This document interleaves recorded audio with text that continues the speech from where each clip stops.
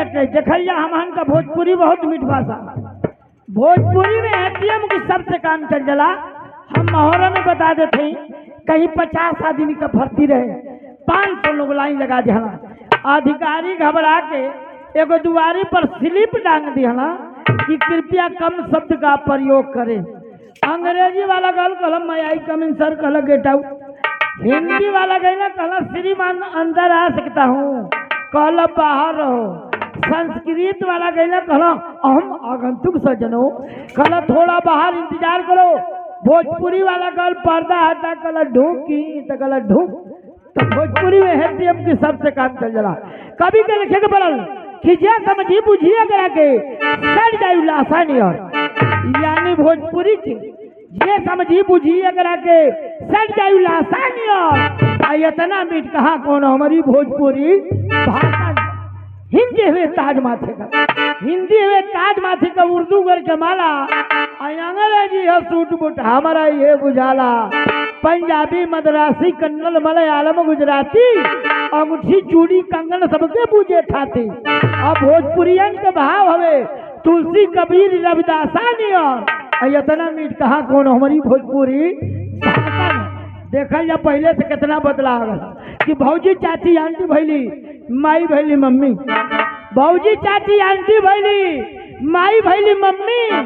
अब बाप हो गए डैडी पापा तन को नहीं बाबू। अब सीता गीता गायत्री कहले से जीव खियाता। सीता गीता गायत्री कहले से जीव खियाता और रिंकी डिंकी डिंकी पिंकी है नाम धराता। अब मिर्ग पाउडर के डब्बा बोतल में भर के टानी तो बोतल कला दादा माई कैसे का पहचानी। अब माई की छाती की अमर छीने जूस मत में। अब बाप हो गए डैडी पापा तन को नहीं। ये दिने दिन भुलाई जाता दही दूधिया मट्ठा। दिने दिन भुलाई जाता दही दूधिया मट्ठा। अब भट्ठा पर मिले चाहे तरकुल तरिया कट्ठा। दिने दिन भुलाई जाता दही दूधिया मट्ठा। अब भट्ठा पर मिले चाहे तरकुल तरिया कट्ठा कि मुर्गा मछली दारू खाती लागत वाले लाइन और घी छोड़ के खाई जाता डल्टा तेल रिफाइन। मुर्गा मछली दारू खाती लागत वाले लाइन और घी छोड़ के खाई जाता डल्टा तेल रिफाइन। कि हेलो हाय में भूल गए राम नाम जरम में। अब बाप हो गए डैडी पापा तनको नहीं सीडी टीवी देख देख के मती गई बौराई। सीडी टीवी देख देख के मती गई बौराई। अब बुढ़ो पोते काली मेहंदी तो बुढ़ियो हेयर डाई आ दांत भले मुँह में नहीं फेंकताने गाज। ब्यूटी पार्लर में करवा में थी सरे लो मसाज कि अब शहर दियात बराबर भइल भइले लोग उधम में।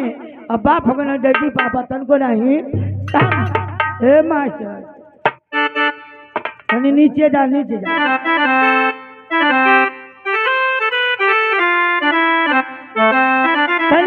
हमारे वर्षना लगा था।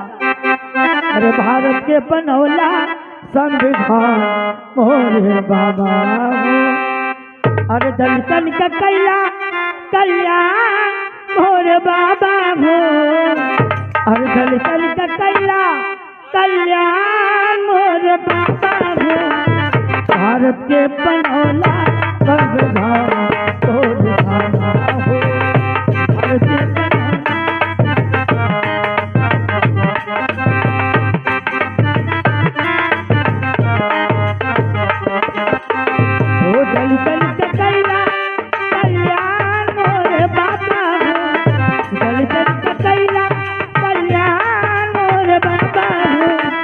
भारत के बनौला संविधान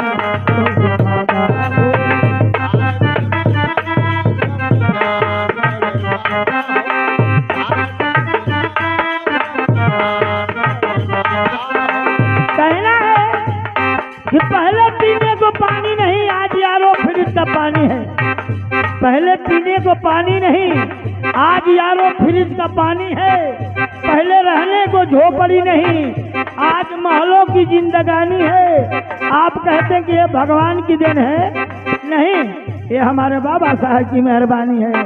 हमारे बाबा साहब की मेहरबानी है। भारत के बनौला संविधान और बाबा हो। भारत के दलितन का कैला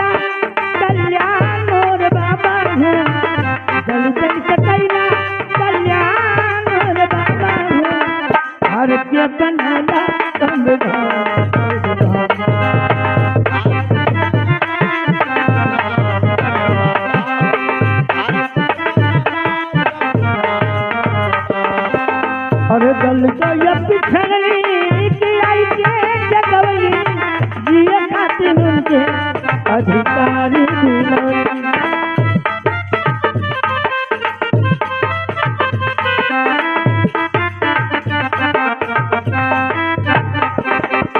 और दलित या पिछड़ी की आई के जगवली जिए खातिर उनके अधिकारी दिलौनी। और नारी के दिहल सम्मान मोर बाबा हो, नारी के दिहल सम्मान मोर बाबा हो, घर के बनला संविधान बाबा हो।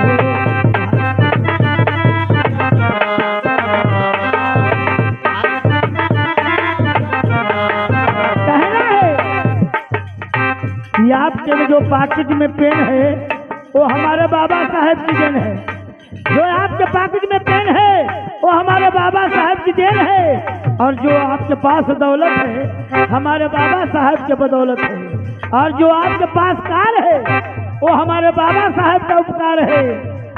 मास्टर साहब भारत के बनौला संविधान।